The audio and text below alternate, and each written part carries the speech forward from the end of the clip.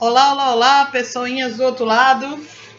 Aqui é a professora Márcia, de História. Nós iremos conversar um pouquinho sobre história, mas antes de entrarmos nesse assunto que vocês estão pelo outro lado, nesse assunto que vocês já estão vendo aí, pegue seu livro, abra no capítulo 8, módulo 3, na página 290. Nós iremos falar sobre os primeiros acontecimentos do Brasil após a independência. Então, esse período onde nasce uma nova nação chamada Brasil. Nós iremos falar sobre o período do primeiro império, ou primeiro reinado, de Dom Pedro I. Ok? Então, pegue aí seu material, vamos conversar sobre história. Bom, a história do Brasil é dividida em 3 períodos. Você vai encontrar livros que dizem que não, que é só dividido em 2 períodos, primeiro e segundo reinado. Só que entre o primeiro reinado e o segundo reinado tem o período regencial, ok? Hoje nós só iremos falar do primeiro período e nas próximas aulas iremos falar sobre por que teve o período regencial, ok? Mas hoje nós iremos ficar somente falando sobre o primeiro império, que foi justamente o império onde Dom Pedro I, após o Grito do Ipiranga, em 1822, dá início ou faz nascer a nossa nação, ok? Bom, o primeiro império, o primeiro reinado, ele começou em 1822 e foi até 1831. Observe aí no livro de Vós Missês, que tem até uma tabelinha histórica, uma linha histórica com os períodos. Aí fica até melhor de você compreender cada período e tem também até uma informaçãozinha abaixo dessas datas, que é interessante você ler, ok? Então vamos lá. Quando houve o processo de independência aqui do Brasil, é lógico e evidente que Portugal não aceitou assim, pacificamente, a perca da sua maior colônia. Um dos motivos da família real vir de Portugal para cá, fugida de Napoleão Bonaparte para cá, para o Brasil, porque o Brasil era a colônia mais rica. Então, era lógico e evidente que o rei de Portugal não ia entregar de braços abertos, mesmo que seja para o seu filho, a colônia que mais lucro dava, ok? Porém, um processo que teve alguns embates, com a ajuda dos ingleses, em 1825, só lembrando que a proclamação da independência do Brasil foi em 1822. 3 anos depois, Portugal reconhece, depois de muito conflito, Portugal reconhece a independência do Brasil. E ela só reconhece essa independência graças à mediação inglesa. Porque os ingleses, vamos dizer assim, forçaram que o seu atual aliado comercial reconhecesse o processo de independência aqui no Brasil. O nome até do tratado que foi assinado entre Portugal e Brasil, mediado pelos ingleses, é até chamado de Tratado de Paz e Aliança. Mas o primeiro país que reconheceu o Brasil como independente foi os Estados Unidos. Isso aconteceu em 1823, um ano depois. Um dos motivos que os americanos usavam para esse apoio é essa tal de doutrina Monroe.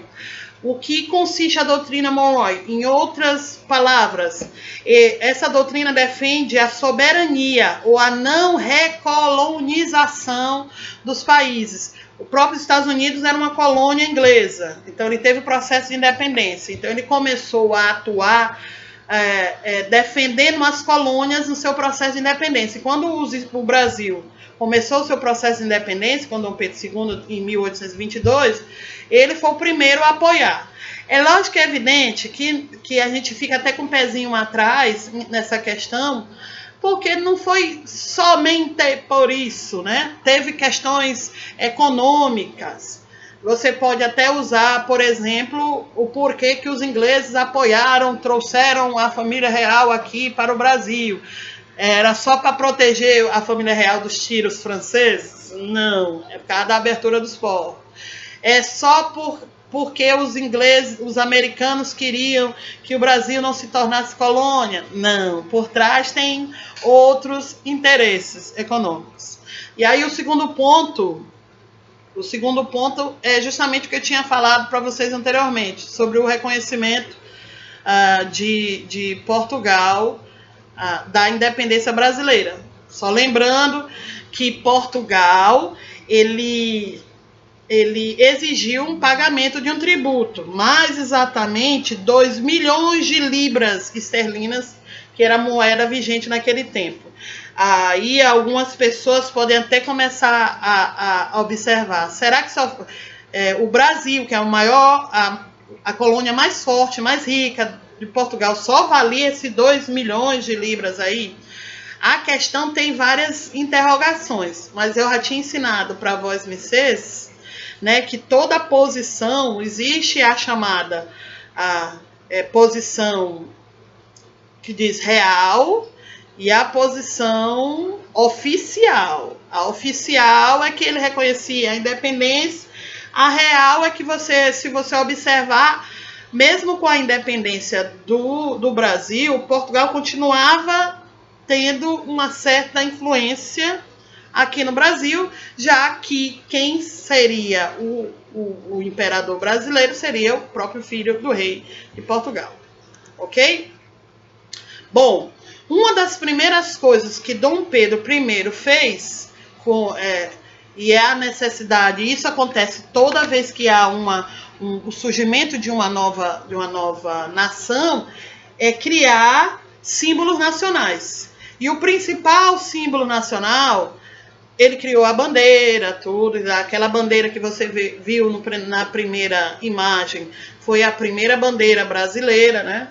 Que ainda vinha com alguns fragmentos da antiga colônia, ou da antiga metrópole, que era portuguesa. Então, o que acontece? Há necessidade de organizar o país, há necessidade de dos símbolos nacionais. E o principal símbolo nacional não é a bandeira, é a Constituição. A Constituição. Então, o que Dom Pedro I fez? Convocou representantes dos 2 principais partidos aqui do Brasil para se fazer uma convenção, para que essa convenção criasse a nova Constituição. Pois bem, vários representantes dos partidos foram à convenção, até essa Constituição, até chamada de Constituição da Mandioca. Já eu explico por que é chamada de Constituição. O problema é que esses representantes que estavam lá na Constituinte para elaborar essa nova Constituição começaram a criar leis anti-absolutistas, anticolonialistas e classistas. Ou seja, leis que diminuíam o poder do Dom Pedro I, quase que anulava o poder de Dom Pedro I. Isso entrava e favorecia, é lógico, a elite naquele tempo, ou seja, os deputados, os grandes fazendeiros, né? A elite, a aristocracia naquele período. Então, Dom Pedro viu que aquela Constituição não o favorecia. Então, o que Dom Pedro fez? Indignado, dissolveu a Constituinte em 12 de outubro de 1823. Que esse período, só para efeito de formação, com o uso de força, viu? Essa dissolução também é chamada de Noite da Agonia. Dom Pedro I, então, convoca uma nova Assembleia, só que essa nova Assembleia foi liderada por ele, Dom Pedro I, e é lógico, é evidente que essa Constituição foi criada para o benefício de privilegiar Dom Pedro I. Aí tem duas charges muito interessantes. A primeira charge é uma repórter falando: a Constituição é para todos, majestade? Aí ele responde: quase todos. Eu estou acima dela. Vai se chamar Constituição. Essa Constituição tinha características bem, como diria a charge lá, uma característica que beneficia muito, dá restrições à população, mas Dom Pedro I fica fora disso, porque ele começa a ter um poder chamado um poder superior aos outros poderes. Vamos ler? Por exemplo, ele começa a criar impostos ao povo nessa Constituição. Começa a criar impostos ao povo, cria-se 4 poderes, dentre eles o poder moderador, que era exercido por ele, que lhe atribuía autoridade ilimitada sobre todos os outros poderes. O voto era censitário, ou seja, baseado no mínimo de 100 mil reais, ou seja, a pessoa só poderia votar, só poderia participar desses grupos, desses partidos políticos, se você tivesse no mínimo 100 mil réis. O Senado, ou seja, os senadores, o cargo era vitalício, ou seja, você só saía de lá morto. A religião oficial naquele tempo, ao contrário de hoje, que é laico, naquele tempo era o catolicismo, e você tinha que confessar oficialmente isso e participar das missas, não só dizer, mas participar. A Constituição, ela vinha para beneficiar principalmente Dom Pedro I, mas é lógico e é evidente que essa Constituição não beneficiava, por exemplo, a questão feminina, que as mulheres não tinham participação política, e escravo continuava com a mesma posição de exploração, que eu já tinha até explicado para vocês na última aula. Principalmente porque a base econômica aqui no Brasil, naquele período, era agrícola e o trabalho era escravo.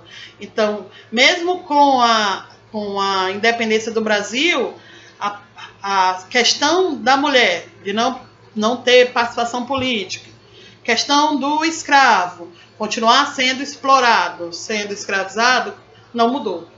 Ok?